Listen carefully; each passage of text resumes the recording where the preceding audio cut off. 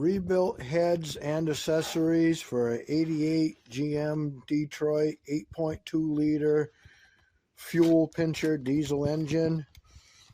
The heads still in the bags from the machine shop.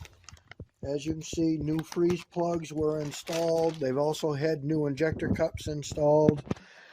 I have the intakes, the valve covers, the alternator, bracket, clutch fan, Bendix Air pump,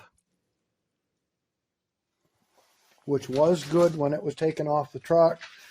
Both left and right side valvetrain in the boxes.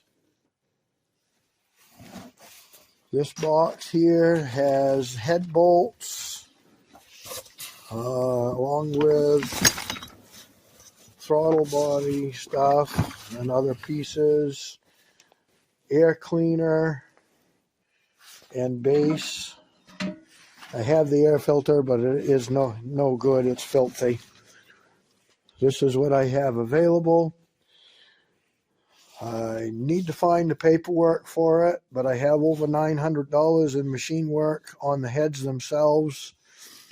They were magnafluxed, planed. As I said, new injector cups were installed and new freeze plugs were installed.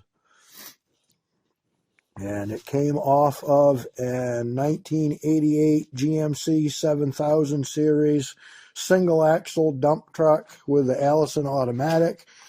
But the 8.2 Detroit parts will fit other trucks.